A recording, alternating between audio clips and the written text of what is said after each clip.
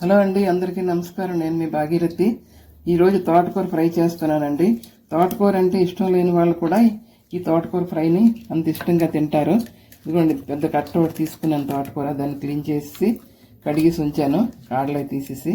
ఇప్పుడు చిన్న ముక్కలు కట్ చేస్తున్నానండి. చిన్న ముక్కలు కట్ చేయాలి. ఇదిగోండి, ఇలాగే కట్ చేసి ఉంచుకున్నానండి.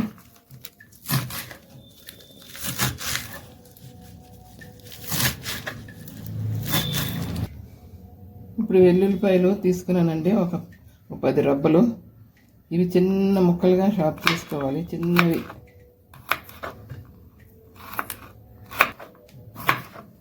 ఇవి చిన్న ముక్కలు కట్ చేయాలి. తర్వాత అల్లం ముక్క ఒకటి చిన్నది తీసుకున్నాను, ఇది కూడా చిన్న ముక్కలుగా కట్ చేసి పెట్టుకోవాలండి. చిన్న అల్లం ముక్క అండి తీసుకున్నాను, చిన్న ముక్కలుగా తరగాలి సన్నగా.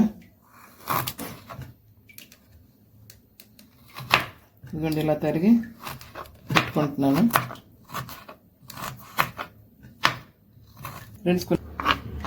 రెండు పచ్చిమిరపకాయలు కట్ చేసి పక్కన పెట్టుకున్నానండి. ఇప్పుడు 2 ఉల్లిపాయలు చిన్న ముక్కలు తరగాలి.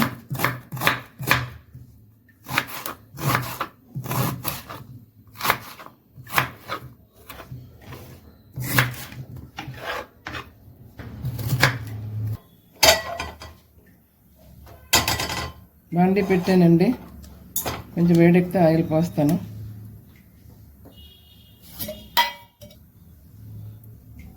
బాండీ వేడెక్కింది. ఇది శనగ నూనె అండి, చాలా బాగుంటుంది, హెల్త్కి చాలా మంచిది. ఇప్పుడు చిన్న ఉల్లిపాయలు తరిగి పెట్టుకున్నాను కదా, ఇవి వేసుకుందాం. అల్లం ముక్కలు కూడా వేసేసుకుందాం. ఇది బాగా ఫ్రై చేయాలి, బాగా ఫ్రై చేయాలండి. ఇప్పుడు కొంచెం జీలకర్ర వేస్తున్నాను, 2 ఎండుమిరపకాయలు వేస్తున్నాను. ఎండుమిరపకాయలు ఇలాగే వేసేస్తున్నాను, మొత్తం చెంచట్లేదు దాంట్లోనే.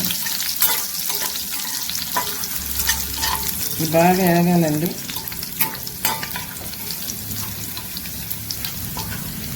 వెల్లుల్లిపాయలు వేగిపోయాయండి.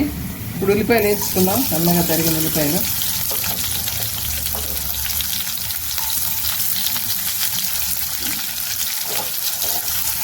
ఇవి దోరగా వేగాలండి, దోరగా వేగాలి, బాగా బ్రౌన్ కలర్ రావాలి ఉల్లిపాయలు. కొంచెం సాల్ట్ వేసుకుందాం వేగడానికి. కొంచెం సాల్ట్ వేస్తున్నాను.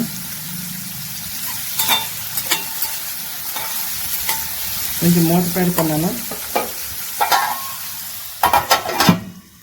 మూత తీసి చూద్దామండి. ఇప్పుడు ఉల్లిపాయలు ఎంతవరకు వేగాయో. ఉల్లిపాయలు బాగా వేగాయండి. తోటకూర వేసేసుకుందాం.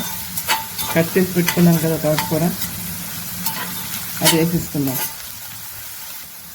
ఉల్లిపాయలు వేగిపోయండి, తోటకూర వేసేసుకుందాం. ఇప్పుడు కట్ చేసి పెట్టుకున్నాను కదా, తోటకూర అంతా వేసేసుకున్నాను.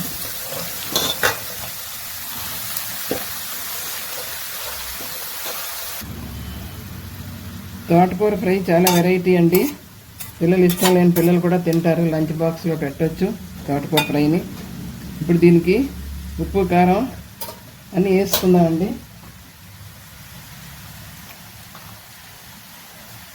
కారం వేస్తున్నాను,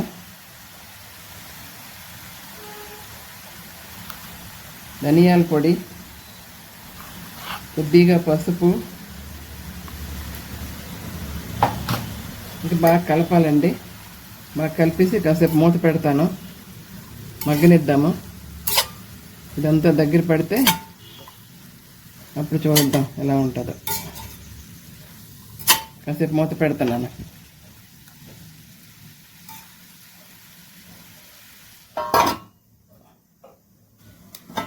మూత తీసి చూద్దామండి ఈ తోటకూర ఎంతవరకు అయిందో. ఇంకా బాగా ఉడకాలి, సగం వరకు అయింది, ఇంకా కొంచెం ఉడకాలి. మరోసారి మూత పెడదాం.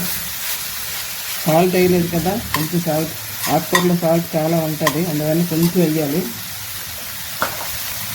కొంచెం ఆనియన్ కోసం వేసాను. ఇప్పుడు కొంచెం వేస్తున్నాను చూడండి, సరిపోతుంది ఇదే.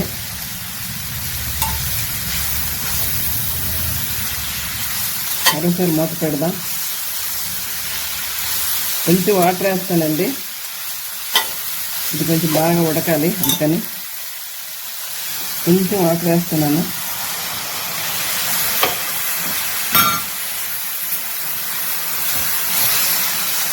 మరోసారి సిమ్లో పెట్టేసి వండాలండి. ఇది మంట పెద్దది చేయకూడదు, ఇంకా కొంచెం ఉడకాలి. మరోసారి మూత పెట్టి ఉంచుదామండి. అయిపోయింది. ఇప్పుడు దీంట్లో సీక్రెట్గా వేయవలసింది ఏంటో ఇప్పుడు చెప్పిస్తాను. తోటకూర వేగిపోయిందండి. మధ్యలో కొంచెం గ్యాప్ పెట్టుకోవాలి. ఇదిగోండి, దీనికోసం 3 గుడ్లు తీసుకున్నాను. ఇవి బాగా కడిగేసి ఉంచుకున్నాను. ఇవి ఇప్పుడు 3 గుడ్లు తీసుకున్నాను, ఇవి కడిగేసి పెట్టుకున్నాను. ఇప్పుడు ఈ గుడ్లు ఇదిగోండి గిన్నెలోకి ఒక్కొక్క గుడ్డు చూసారా,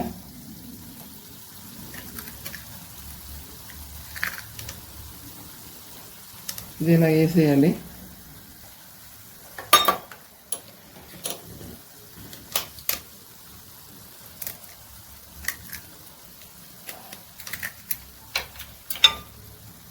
ఇదిగోండి,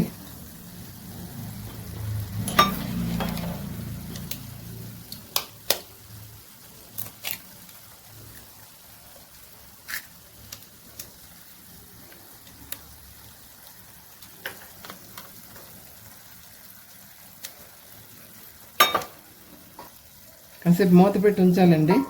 మూత పెట్టేసుకుందాము. మూత తీసి చూద్దామండి ఇప్పుడు ఎంతవరకు వచ్చిందో. చూసారా,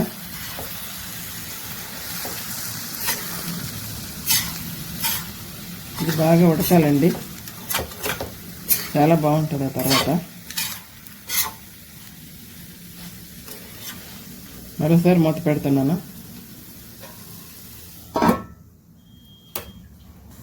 మూత తీసి చూద్దామండి. ఇదిగోండి, చూసారా ఎంత బాగుందో. చిన్నపిల్లలు చాలా ఇష్టంగా తింటారు, చాలా బాగుంటుంది. అంటే ఎగ్ టేస్ట్ వస్తుంది కాబట్టి దాంతోపాటు కూర డైరెక్ట్ తినలేని వాళ్ళు ఈ విధంగా ఆ టేస్ట్ తీసి తినేస్తారు. ఇలాంటి పెద్దవాళ్ళు చాలా టేస్టీగా ఉంటుంది. ఇందులో ఆకుకూరలు కొంచెం తక్కువ పడ్డాయి, ఇంకా ఎక్కువ కావాలంటే వేసుకోవచ్చు. తోటకూర కొంచెం తక్కువ అయింది, ఇంకో కట్ట వేసుకున్నా బాగుంటుంది. 3 గుడ్లకి మేము ఇద్దరం ఉన్నాం కనుక ఇలా చేసుకున్నాం. మీరు ఎక్కువగా చేయాలంటే ఎగ్స్ ఎక్కువ వేయచ్చు, ఇంకా ఆకుకూర కూడా కొంచెం ఎక్కువ పడుతుంది.